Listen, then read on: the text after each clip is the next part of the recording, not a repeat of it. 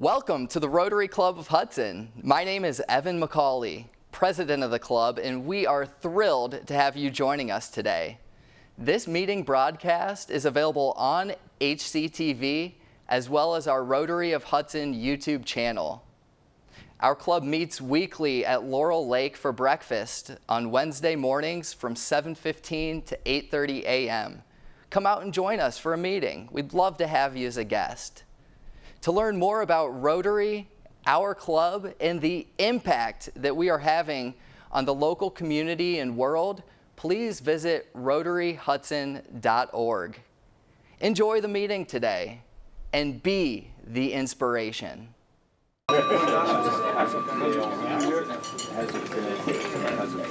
Morning, Rotarians and guests. Good morning, Ron.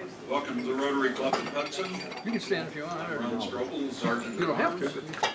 Our invocation this morning is by Father Joe Boysel. Oh boy. Oh, a real one. Oh boy. So your best behavior. Professional prayer. Let's pray. Almighty God, by your goodness, we've come to the beginning of this new day. We ask that you would keep us mindful of your presence throughout it, keep us mindful of the needs of others, and always eager to do your will. All this we ask through your name. Amen. And lead us in the pledge and the four-way test, Andy Morse. Thank you, Ron. Especially since I've had such perfect attendance this month. Just a minute, we got to turn the eagle around. The eagle has landed. So, would you join me then? If it was bothering me. I pledge allegiance to the flag of the United States of America and to the republic for which it stands, one nation, under God, indivisible, with liberty and justice for all. And now, the four-way test of the things we think, say, and do. First, Is it the truth? second, Is it fair to all concerned? third, Will it build goodwill and better friendships? and fourth. Will it be beneficial to all concerned? Thank you, Ron. Andy. Thank you. And to lead us in song, Chris Barker. All right. Good morning, everyone. So really in honor of the 18th anniversary of 9/11, I thought really God Bless America is the best fitting song for today. So if everyone would please join me, and I'll try not to start too high like I normally do. Okay, ready? God bless America, land that I love. Stand beside her and guide her Through the night with the light from above, from the mountains to the prairies, to the oceans white with foam. God bless America, my home, sweet home. God bless America, my home, sweet home. To introduce our guests. We have two guests with us today, and when I announce their names, if they could please stand so we can give them a warm Rotary welcome. We have Rhonda Kadish. Some of you may recognize, you have seen her on the Hudson Cable TV. She's around town doing videos, letting us know what's going on. It's nice to see you. And then we also have a guest of Ed Sogan. If Rich Miles would please stand up. Good morning, Rich. Good morning, Rich. Enjoy today's meeting. Thank you. Morning. Gina, if you're speaking. And our president, Tom Tobin. Right. Good morning, Rotarians. Good morning, Thomas. Right, that's good. Everybody's nice and charged up today. It's good to see everybody. Good turnout. All right, a couple of pieces of business to announce here. First of all, we have an Interact Club. But it gets me out of the house. Max. We have an Interact Club that we formed. I don't know a lot of details about it. I'm still learning a little bit about it. But the Interact Club is with students at Western Reserve Academy. And as I understand it, Interact Club is targeted at kids age 14 to 18, I believe. And this club is, we're going to have a pinning ceremony on September 27th. Jim Ahern and Evan and I think, are all going to attend that, and I'd like to welcome anyone else who feels like they would like to join us on September 27th, Western Reserve Academy. See me for details about that, or Jim Ahern. George Schmutz, I wanted to give you all an update on him. I have been texting back and forth with him. George is, I'm happy to say, back at home. So he's home.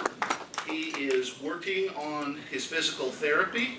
I offered him, I extended an invitation, anything we can do to help, and he appreciates that, and he said that he will maybe be asking one of us for a ride to a Rotary Club in a few weeks, so that's a good sign. All right. Also, I want to remind everyone, this is the second Wednesday of the month, which has two special meetings for us. One, we are invited by the Clock Tower Club to attend their social event, which they, this week, are going to be holding at Hop Tree Brewery, I think it's called, on Hudson Drive. Hudson Drive, just past Terex, going Just south past or whatever they Terex. call it. It's really like kind of near the old Ramco property. Yeah, and it's back in. It's way back in. Industrial area. You gotta persevere a little bit to find it, but it is a fun little place. They make beer there. They have decent food. And by the way, Ron Strobel and Sue attended it last week at Zeppi, last month at Zeppi's, and had a great time.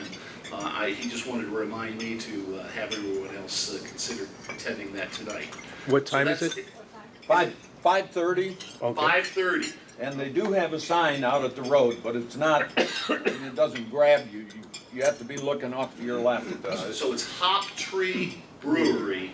That's where the driveway is. You drive in like maybe a couple hundred yards at least. I think it's the last building on the drive. All right. Also, second Wednesday of the month, we have our club board meeting immediately following this meeting. And help me out, guys, what's the name of the meeting room? Greenwood Dining Room. Okay, so that'll be at 8:30. Everyone is welcome to attend. All right, I think that's the basics that we have. It's also Fine Day today. So we have our very own Ed Sogan here to punish us. Ed, do your worst. Good morning, Rotarians. Morning. You're crying, huh? Today's cause is the Hudson City Schools Student Assistance Fund, and it's a program, again, that assists our students that have needs in regards to the materials for class, etc. So please be generous with that. Most fines are $1. If you have made a major faux pas, it may be $2. If you question or research, Ron, any of my fine statements, it's $100. And don't forget Happy News at the end of my little presentation here. For $1 or $2, you can tell what's great going on in your life or your family's life. News around town, front page from July 10th, Phil. Phil is at, again, a panel discussion that was held, I believe, in the at the high school, and again, I think it was an important presentation in regards to vaping and smoking in regards to our teenage population. This is not just in Hudson, around the country, but Phil, unfortunately, is not wearing his pin. That'll be $1 fine back there. Catherine's collecting on that side. Chris is over here. Collect from Phil Tilden, too.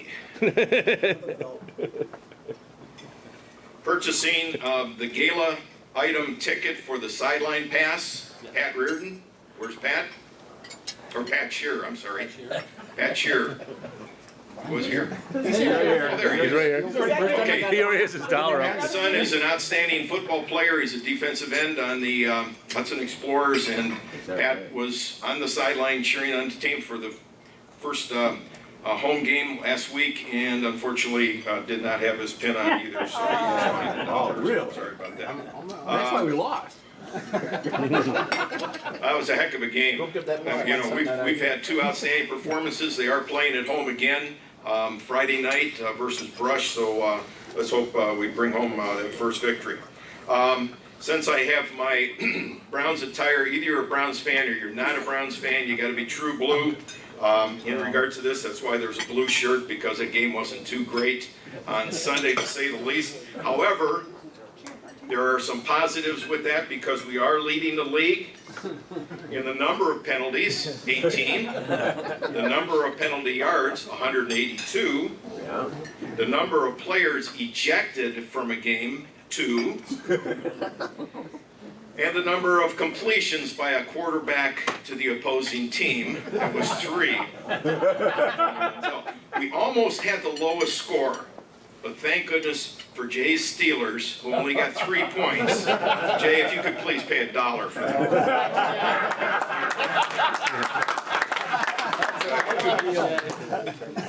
I'm glad we take that. Sounds like an egg soak. Some of you, and again, I think it was 2 months ago, we had a little workshop session. I think we try to do that once a month. We're trying to get to know one another, and our members were describing their first jobs or jobs that they had had to kind of be an icebreaker and make a discussion about different things. So here are the ones that I jotted down. These are less than stellar. So when you hear your name, please raise your hand with a $1 bill. Rich Warfield, you're up first. His job was working in an orange juice factory, and he said he got canned. He couldn't concentrate. Stu Murray worked in the woods as a lumberjack, but he just couldn't hack it, so they gave him the axe. Pat Shearer was working in a muffler factory, but that was too exhausting. Richard Nebbiolo, he attempted to be a deli worker, but any way he sliced it, he couldn't cut the mustard. Jim Young's best part-time job was a musician, but he finally found out he wasn't noteworthy. Tom Page studied a long time to be a doctor, but he didn't have any patience. Joe Z had a job in the shoe factory. He tried hard, but he just didn't fit in. Ben Rexroad became a professional fisherman, but discovered he couldn't live on his net income. Little money joke there, Ben? Okay, Buck, I don't see the dollar coming out there, come on. Chris Barker managed to get a good job in a pool maintenance company, but the work was just too draining, so she had to quit. That's a buck for you. Catherine Sines, after many years trying to find steady work, finally got a job as a historian, until she realized there was no future in it. Catherine, where you at? There you are. Marilyn Orr, her last job was working at Starbucks, but she had to quit because it was the same old grind. And Tom Tobin just started retirement, and he just stated that he now has found a perfect job. Okay, let's have a nice round of applause for those four.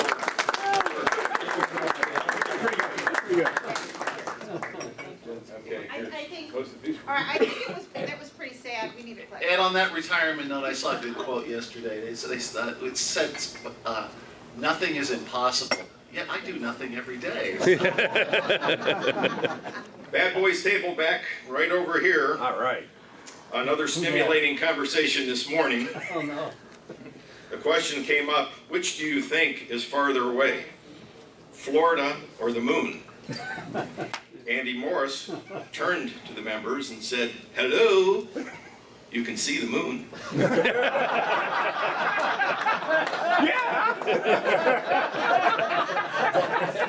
Bad girls table, everybody pay a buck over here. Jay, even though you turn your back to that table.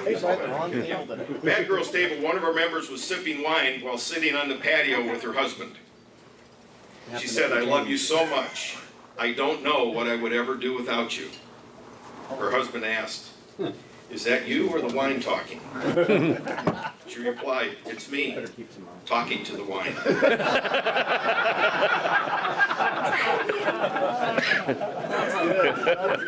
Church sign at Joe Boisel's parish on Atterbury this past week. Adam and Eve were the first people not to read the Apple terms and conditions.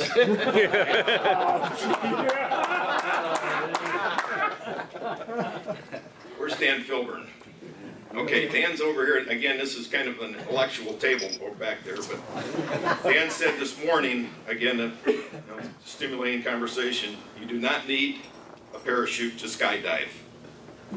You only need a parachute to skydive twice. Pay a buck there.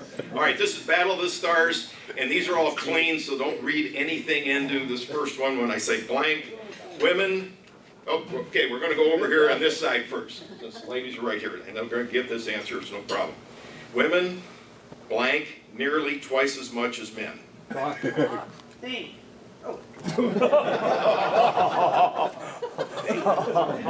fine back here. That is very debatable, but true. All right. Blink is the correct answer. Everybody pay a buck on this side. Blink is the correct term. Blink? Blink. Blink. Oh, I thought you said think. Blink. She said thing. She said thing. It was blank and you made it blank. I said blank. I said The blank. answer's blank. Blink. All right. Charge him an extra $1 Very for arguing. complicated. We'll try to dumb this down for you guys next month. But, okay, this side over here, the Queen Elizabeth II cruise liner moves how far per each gallon of diesel fuel that it burns? 6 feet. 1 foot, excellent idea, but 6 inches, pay a buck on this side. Okay, close, we get close, only in horseshoes. Okay, back over here. A dime has how many ridges? Donna, you gotta know this one, come on. How many ridges in a dime? Why does she represent? 27. Bam, 118. Everybody knows that. All right, back over here, last one. A jiffy is an actual unit of time.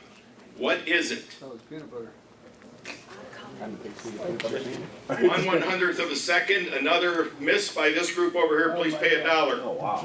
Okay, the evening news is where they begin with good evening and proceed to tell you why it isn't. Next one there. Okay, Rotary BDs. Right pantry. I'm done. All right, here we go. Bob Hills is out there watching on HCTV. So Bob Hills on the 16th will have his birthday. Brad Nelson, who was in the east somewhere, where is he? Yeah, somewhere out there. His birthday's on the 20th, and Jim Lang's is on the 23rd. I do not believe any one of the three is here. Jim Lang? Nope. Okay, so we're not going to sing happy birthday. Oh no, we got to sing it to Bob Hills. Ready? Happy birthday to you. Happy birthday to you. Happy birthday, dear Bob. Happy birthday to you. Okay, we have Rotary anniversaries. Dan Filburn, 3 years. Ed Sogan, whoever that is, 14 years. Wow. Richard Nebbiolo, 2 years. And Jim Lang, 3 years. Let's have a nice round of applause for those Rotarians. And we have a wedding anniversary. Correct there, Dan? Yeah. Okay, the newlyweds. This is on September, well, was on September 2nd, correct? Yes. A mere 62 years of married with Dan. Let's have a nice round of applause. Okay, we have happy news. Anybody with happy news, please raise $1 or $2 and tell the crew what's going on good in your life. Well, I'll start out. I don't think I announced this before, but my youngest daughter found her perfect path in life. She's studying turtles on the Eastern Shore. It's actually an OU program. But she's loved turtles since she was in pre-K and would run in every day and grab the turtle costume so much that they finally had to hide it. So she's now pursuing those studies, and everyone's happy that she's found her people and studying turtles. Little green people. Yellow green. Rich, are you standing for some good news or just standing? You need the microphone. Oh. So did Father Joe. And Mayor, your turn. And Mayor Dave, you go first. Nope, go. Speaking of daughters, James, my daughter Emily Warfield, former volleyball player, she received a scholarship to go to New York City twice for her photography major at Kent State. So she's leaving Thursday morning to go to New York City and take pictures of those really tall buildings and stuff. So she will be there twice in the next month. So we're very happy and proud for her. Outstanding. Great. Congratulations.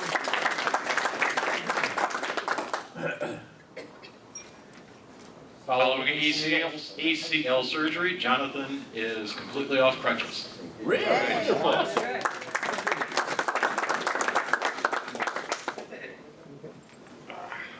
it?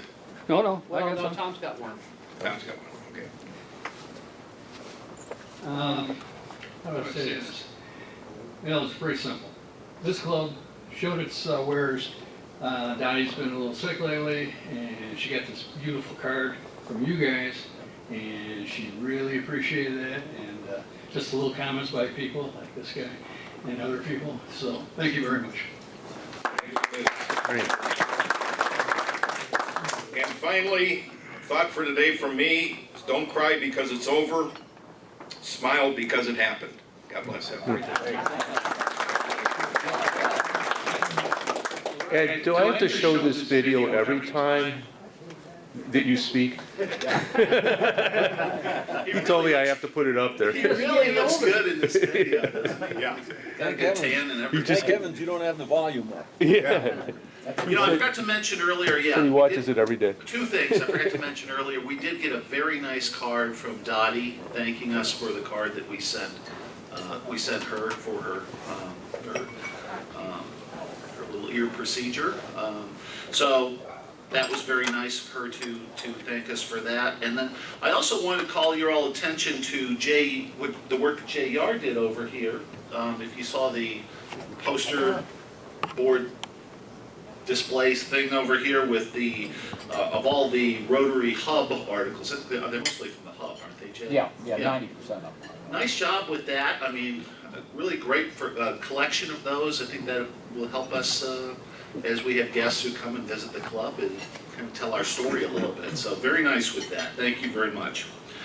All right, we are fortunate to have City Manager Jane Howington with us this morning. Jane had very nicely volunteered to come and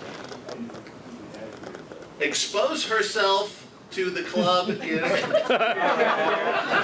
me reword that.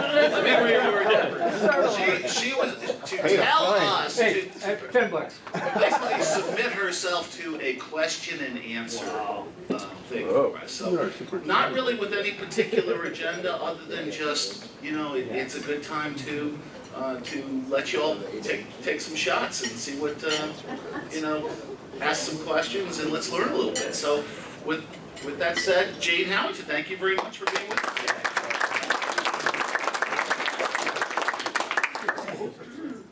No exposed. Sorry. That's good. Thanks for being here and for coming and for having breakfast with us and so on. I did notice that there's a lack of attendance. Mayor Basil, thank you. From our council members, we had a late night last night and apparently they're sleeping in today. But it was a pretty good meeting. I think we went over the land development code and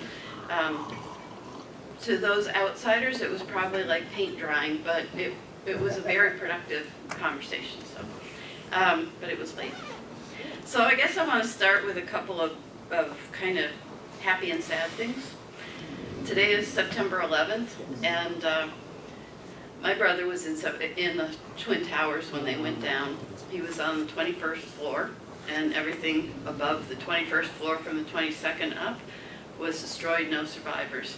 So he was lucky to get his team on the 21st floor down through the stairway as he saw the rescue workers going up, knowing that he'd probably never see them. So it's very real, and it's hard for people this many years later, especially young people, to remember. But it has affected a lot of lives. My sister was a school librarian in northern New Jersey, and that entire community suffered irreparable damage because most people or most families in that community had people that worked in New York City. And so for a whole generation of kids, they went through life with -1 parent. So just a little sobering thing. My brother does always work to say that after going through something like that, there can never be another bad day in his life, no matter what happens. And that any one of those people that died in that Twin Towers would have given anything for one more day. And so we need to keep our days in our hearts. So that's my preach. I did want to reintroduce Rhonda. Rhonda has been just a tremendous asset to the community, both as a volunteer and park board member, and then when her son went off to college, she kind of thought, I wonder what I should do with myself. And at the time, the council was talking about how we'd never really applied for many grants, and so I went to the council and said, how about if we got a part-time person just as a trial and experiment and see if we can get some grants? And she has brought hundreds of thousands of dollars into the community that we would not otherwise have. So she's been a real blessing to the community. And we begged her for years to try and go full-time. And finally last year she went full-time. So now she's not only our grant writer, but she's our community outreach person. So you'll see her around, you see her in the Hudson headlines, and you'll see her at all kinds of functions. So appreciate her, and if you don't know her, please say hi. So, questions and answers. I do want to mention two things before we open up. I think one of the main things that council has on my agenda for the next year is really increasing communications. It's very, very hard. We used to just do the hub, and we'd send a newsletter, and then we went all electronic, and there were people that needed the newsletter that didn't have it, so we're trying to do it all now. We've got videos, we've got social media, we've got Facebook, we've got newsletters, we're starting some Twitter accounts and Instagrams. We have one of our staff members threatening to start a podcast series, so please, if any of you are not getting information from the community, let us know what kind of venue or what kind of thing you like to get your information from, and we'll try and accommodate that. The other thing I want to mention, and this is one of the mayor's primary things going on right now, is seniors. He has a senior advisory committee that's been very active, but the city is also working on developing more senior-centric, if you will, programs, especially in public safety. We already have an Are You OK program where people call elderly people to make sure they're okay, they're taking their medicine and so on. We're starting to look at a paramedicine program. We're starting to look at a Medicare-type program that would allow us to do telemedicine. So if somebody's not feeling good, but not sick enough to get transported to the hospital, we can do some telemedicine to get their results without having to transport. So we are really starting to try and develop those programs. And I think the last thing I'll drone at you about is our city hall is almost finished. We should be moving in there the 3rd to 4th week of October. The whole bottom floor, one of the reasons we bought that building is the whole bottom floor, it's about 12,000 square feet, will have community rooms, and starting January we'll be renting those out, and people can reserve them for functions. And there's small separate rooms, and then there's removable walls, so you can have one big room. So if you have any special events, there's also a catering kitchen there, so you could have some kind of a social event activity. I think we're still debating. Council hasn't decided on all of the rules and regulations. I know we don't, in Barlow Center, we don't allow alcohol. This center, this community center, we've got rooms and we've got the environment that would be nice for baby showers or wedding showers or maybe even some weddings and so on. But so there's a discussion over whether we allow alcohol or not. That's probably one of the big things. So, what's on your mind?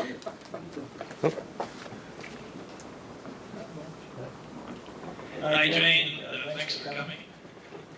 Congratulations as well on the communications effort the city is doing, which I think is great. My question, though, is about civility, and particularly on council. And we went back over the past 15 or 20 years in city council, at least since Brian Daley left, that council has been pretty much a bipartisan body with very little in the way of wrangling. In recent years, at least in my opinion as an outsider, seems to be that there's a more contentious proceeding in council than there used to be. And some of the people who are running for elections in November, council could become even a more contentious place. And my question is whether you, A, would you agree with that observation, and B, how does that affect your job?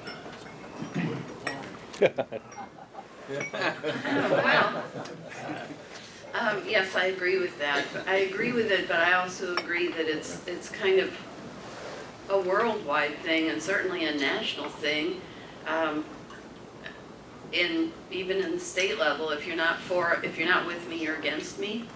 There is no civility and dialogue on a much larger scale, and it's trickling down into our local scene. You can tell that just by the phase 2 and the factions that have come together in phase 2. And you know, if you don't turn it into an apple orchard, then you're a bad person. Or you know, I've been labeled as a terrible person because this is my project, which it's not. It was in the comp plan. It's been going on for a long time. But yes, there are certainly people out there that are trying to run for council or unseat others that with the single idea that they don't like my project and so I have to go.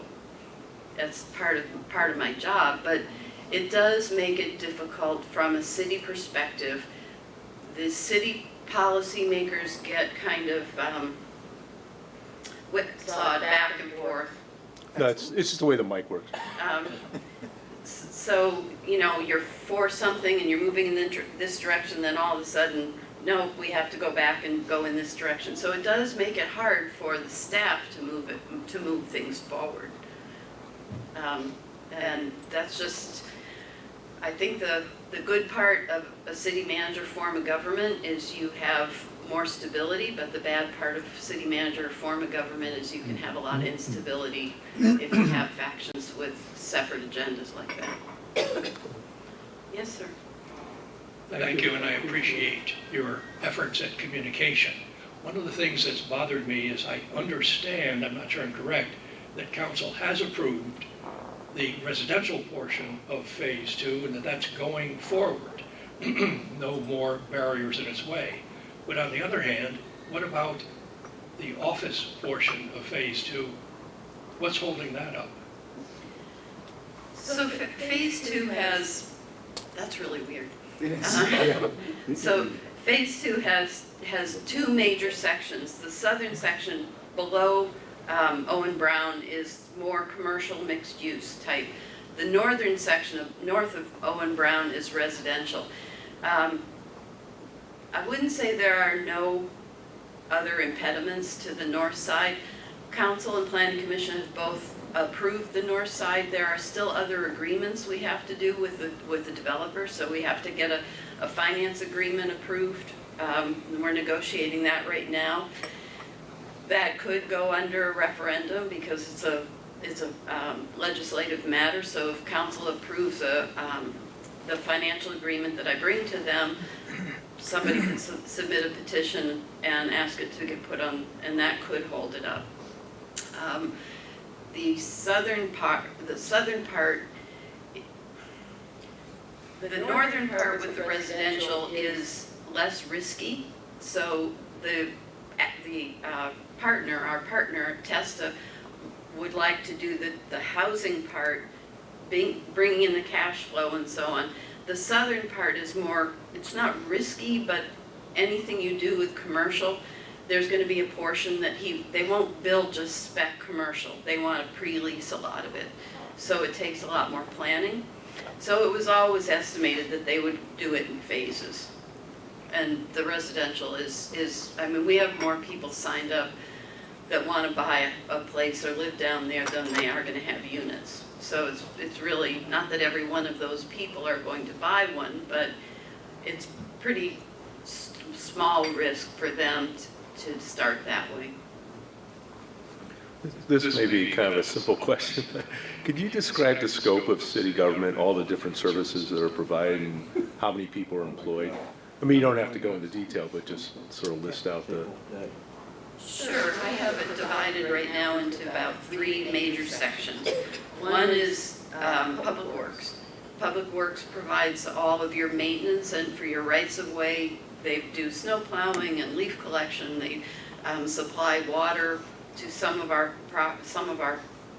city. They provide electric to some of our city.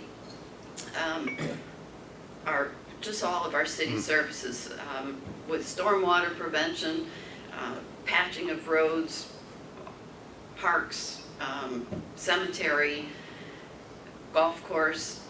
That's the public works portion. So those are the people you see out and about a lot, but you don't ever really hear about them. They do kind of the invisible work, except when they put that gravel on the roads, and then you really get to know them really well.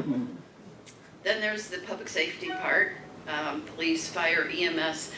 Police is, we have a new police chief. This week is his 1-year anniversary. He's done a great job coming in and just reinvigorating the police force. The fire is of all volunteer, well, mostly volunteer force, which is very rare in communities now. And most fire departments are combined with their EMS. And so they have full-time departments that are both firefighters and paramedics. We don't, they're separate. And the EMS is going to be one of our sustainability challenges because that started, many of you know that started years ago with people in the community donating and volunteering their time to give back. We had volunteer drivers, we had volunteer medics, etc. We don't have the same people coming in. So we have a program where if Rhonda wanted to become an EMT, I would pay to send her to EMT class, and in return she would have to give me a certain number of hours of her time after she became an EMT for that service. That's all well and good. We get those volunteers, but they move on as soon as their commitment is over. So we have a lot of rotation in that. So that sustainability is probably going to be one of our bigger challenges. We have professional services, which Tom Sheraton's in charge of. That's all of our planning and community development, all of our engineering, our road construction, the major projects in engineering. He's done a great job because he's taken a lot of the design work and surveying work and things, and instead of sending it out for consultants, which are expensive, we have a training program for up-and-coming surveyors and engineers, and as they go through school, they work for us part-time during the year and full-time in the summer, and they get a lot of good training for them, and we get a lot of good work for us. So that's that side, and then there's the kind of the support services. So we have finance and IT and me and legal and a lot of that type of stuff, which really just is more internal, supporting some of our other services. We have about 154 to 160 full-time equivalents. We get a lot of people in the summer for our golf course and our parks, so we probably have several dozen seasonal workers. Great, thank you. Does that helps? Yeah, that's good. You mentioned this a couple of times, and I know you want somebody to ask about the roads. And since some people refer to Owen Brown Street as my street, and when are they gonna do something with your street? And I can't afford it.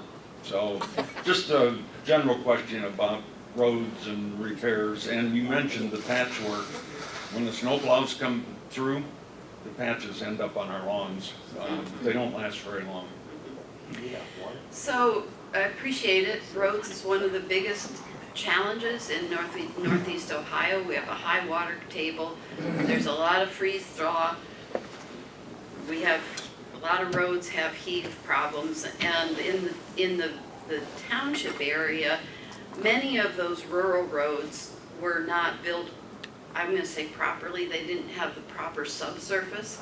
So you have this much asphalt on top of clay, and they crack and break off. So about 5 years ago, the city, maybe a little longer than that, the city took out a $5 million bond to reconstruct a number of roads, a lot of the concrete roads and so on. So they did that. We've been then we have about $1.5 million in our fund, in our road program fund, to rebuild some roads and to patch other roads. That's not really enough to get us over the hump of repairing all of our roads or reconstructing all of our roads. And those major roads are our collectors or our arterials.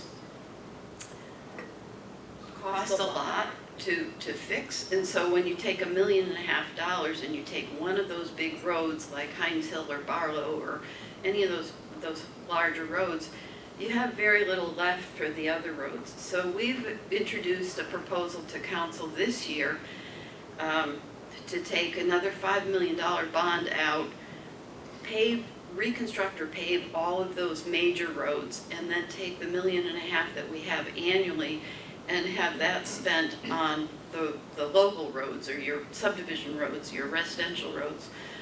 That would be a way for us to kind of pay it forward, as opposed to just the pay-as-you-go, because paying as you go, you do this much every year, and at the end of 30 years, you'll get it all done, but it'll take 30 years to do, or you take out the money, you do all the roads, and then you pay back with the money that you're saving.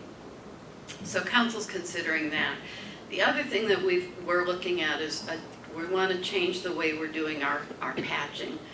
I don't know how long we've been using DuraPatch. DuraPatch is, you put this conglomerate on, and then you throw a bunch of gravel on it. And as cars roll over, it kind of helps the gravel stick, but a lot of the gravel doesn't stick, and it spins up on your tires, and people hate that. Well, it's cheap. So our people in Public Works thought the more we can use DuraPatch, the more we can patch. There's more patch than asphalt. So they started using a lot of it. And this year we kind of pulled them back in and said, if DuraPatch only lasts maybe three years, depending on the traffic on that road. So if a road is not going to be repaved for longer than 3 years, don't DuraPatch it, use asphalt, because asphalt will last about 15 years.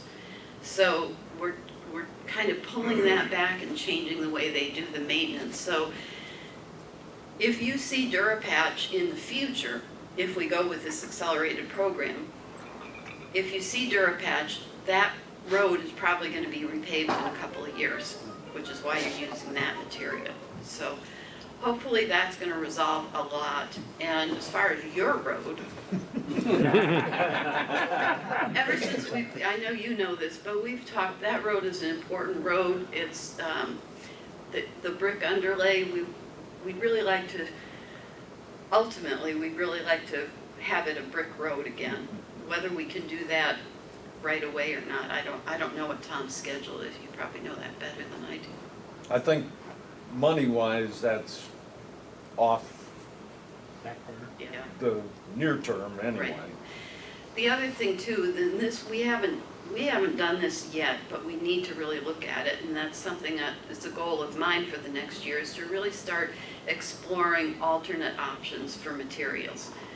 There are pavers that are porous pavers and things. They're very expensive, so there's no way we're gonna make our roads, you know, more stormwater sensitive, but there are other mechanisms that we can use for materials, and that's, like in the national parks, they have in their, this is so boring, I appreciate you guys thinking you're interested in this. The national parks allow paving companies to use crushed glass, a certain portion of crushed glass, in their paving program. That really helps with recycling because you can take your glass and crush it up very fine and then use it in your roads. Well, a lot of state programs don't allow that yet. But those types of things are things that we can start trying to advocate for, to see if we can start reducing some of our waste and adding into, in this case, the glass. A lot of places do use rubber and plastic for recycling in playground areas and things like that. There are a lot of things that we'd like to try and look into to see if we can start eliminating some of the waste that we produce. There's a question in the back.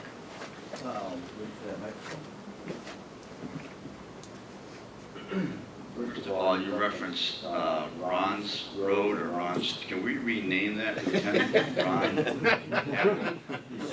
Is that in the mix? Strobel Street. Strobel Lane. And how is this City Hall construction coming along, and when do you foresee it being completed by? Thank you. The City Hall is, first I have to answer Ron's Road. There's a pretty easy vehicle if you wanted to put a petition together. It could be a fundraiser for you, put a petition together, and we can make it an honorary name. We can put in a public ballot. The City Hall is, so going back to the City Hall, the city has never really had all of their people in the same place. We used to have people in the old town hall and in evaporator works, and we even had our prior economic development director in the back hall closet of the old chamber office. So we were spread all over, and the idea that when we moved out to the MSC out here on Boston Mills Road, we were renting a spot so we could pull everybody together, so we could reduce some of our expenses and increase efficiencies for a small period of time, and then we would go and build or buy another property. We have created a lot of efficiencies by having everybody together. There are still a couple of offices that are satellite offices, so having this new building will allow us to pull those people in so we can, again, increase efficiencies. We also have been able to buy a building that's 3 times as large as what we were planning to do, but it costs about 3 times less than what it would have cost us to build a building. And I think people are losing sight of that. So we're not only increasing efficiencies, we're increasing space for community functions that we don't have right now for much reduced cost. The expenses that we've had in renovating that building are primarily HVAC and code compliance and ADA compliant. So, you know, if you take the $3.5 million that we spent and you add another $2 million for all the code compliance, you're still at about half the price that it would have cost to build a third of the size of that building. So that's been going on. That building's almost finished. We're at the installing carpeting, finished painting, starting to put in things like audio-visual equipment and so on. Our lease in the Boston Mills area is up the end of October, so we will be out of there at the end of October and into the new building. So we are planning on having a kind of a ceremony or an open house ribbon cutting ceremony next spring when the weather's good. that we can have it as a nice ceremony. We're thinking about doing a time capsule. There's a little guard shack in the front of the property, and we were thinking about putting the time capsule in there. So hopefully we'll be able to celebrate with the entire community by that time. Thank you, Jane. I think this should become a regular feature. It's really nice to get straight dope, if you will. Thank you. Several years back, we had a downtown improvement plan that included restoring the trees along Main Street. I wonder what happened to that. They seem like they've all died off. Have we given up on trees on Main Street? No, but I appreciate the conversation about that. We had the North Main Street Improvement Project, the streetscape has been completed. In that project, there was a new concept called Civicel for the trees. So the Civicel, because you have trees that are all covered around it with concrete, they tended to die because the water couldn't get through to their root system. So they created the Civicel thing, which allows water to be in there, come down and store in there and spread out. Some of the trees, the species of that tree weren't good, and those trees died. Those trees were under a secured bond from the contractor. So this past year, we had new trees, different species of trees that we put in. So if the trees die, we'll replace them. But they did look pretty bad there for a while, and it wasn't really, for the first minute, it wasn't really a good idea to put bamboo in its place. I don't know how that happened, but we did it. Yeah, it didn't look good, but it's gone now. Jane, I noticed lately that there's been renewed interest, discussion about a recreation center. What's your feeling about a recreation center, and how is that modified by the community center that will be available in the city hall? I think the council's talking about putting together a committee, a citizen committee, to explore that. I believe that they've had some conversations about that, and they'll probably look into that around November or December. We also have, the park board wants to put out a survey for their updating of a master plan. So we're talking about putting some of these things together. Rec centers don't pay for themselves. Municipal rec centers don't pay for themselves. So the city has to be willing to either put a levy up for it or include that in its general fund operating system. So some of that has to, it's really easy for people to say, I want a rec center. To be more precise, we need to say, I want a rec center and I'm willing to pay $20 a month to be able to have it. We had a study done in 2002 or 2003. A committee was formed to look at a rec center at that time, and it was very expensive, and they determined that it wasn't worth going forward. There's enough of a demand. Council's also concerned about the economic development of putting a rec center. How many businesses would we put out of business? You've got Life Center, and you've got SUMA, and you've got a lot of the small exercise venues. Would they be, then you have country clubs. So there's a lot in Hudson that a lot of other communities don't have that we have to take into account. So that's why I think they want to put together a citizen group so that they can look at that. On the flip side of that, when we did a study in 2003, the population of Hudson has changed a lot since then, and we have quite a number of young families coming up. And so a lot of the younger folks are the people that are just kind of saying, what about a rec center? We did look about 6 months ago, we did do an investigation of all of the rec centers around us. So you've got the Natatorium in the Falls, and you've got Macedonia has a new rec center, and we have a number of them, and they all are open for business for non-residents. So, that's the other thing, is what's the regional environment, and would it be better for us to, say, subsidize, if you will, the natatorium in the falls or the Macedonia Rec Center or one of the other ones and have special subscription rates for Hudson residents as opposed to putting in the capital of building our own. Building it is pretty easy. It's maintaining it and maintaining the equipment. You know, you have several of your members that have to maintain a pool in one of their facilities, and they can probably tell you how hard it is to keep those up. So, any other questions, last minute things? I appreciate you guys taking the time to listen to me. I hope it's been helpful, and I hope I get to see you again.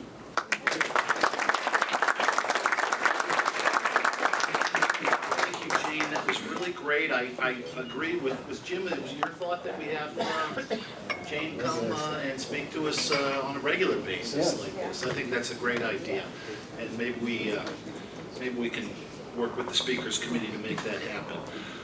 Jane, I wanted to give one compliment too. I'm thrilled to see what's going on at the Hudson Elementary Oviatt School property. I think that was a wonderful collaboration with the schools And to Phil acquire Howard. that property through a private contribution of a neighbor, anonymous neighbor, made that contribution, and now it's being turned into a wonderful passive park type facility. I'm not sure exactly what it's called. And am I right? Is it's also going to maybe solve some water issues too? Yeah, we have, there are a couple bioswales in there, so there, hopefully the water will go into the bioswales and go into the more fertile areas. Okay. A lot of the vegetation is being put in specifically for that. And we left an agreement that if we wanted to, we could put in an underground retention area, because a lot of that area in the village, there's no stormwater system right now, so that there's a lot of flooding there. And a lot of the water just goes out on the street, and then in the wintertime it's icy and so on. So we might ultimately put in an underground retention area so you can still play on top, but the water will be in. Wonderful, wonderful. Well, I'd like to thank you personally for doing that. I think that's something that the neighbors really appreciate, having that park and having it reconfigured to what it's going to be, and I think it's something that's good for all of Hudson. So thank you for that. And, Tom was just going to also throw in, I threw up the website for the city, and there's just, you talked about how people are always aware of what's going on. There's a wealth of information on there. This particular page shows you where all the construction projects are and where they're taking place. So, but yeah, we face the same thing. The schools will announce things, we'll send it out, we'll put it in the hub, we'll do all these things, and then we're about to start, someone will say, gee, how come you didn't tell anyone about it? But anyway, I would urge people to get on the website because it really has quite a bit of information. all right. Thank you, Jake. All right, road of luck. I'm not going to forget it this week. We have a payout today of $16 and a jackpot of $368. Jane, would you pick a ticket? Didn't you? And the last four numbers are 1772. Those were no bananas. 1772. Yeah, here it is. All right. Of course. All right. Still, I'm going to bring the marbles over to you. $368. Make him come up. Gotta go to the casino with that guy. All right, you notice there is a black marble in there? All right, good. There's your money. Pick a marble. Oh, did you get one? Try again. He's gonna keep picking until he gets the black one. What the heck is going on? Councilor Murray, what the heck's going on out there? Oh, okay, I'm gonna Ben, you wanna pick one for him? You don't mind, do you? Oh, I'm sorry, it's not a...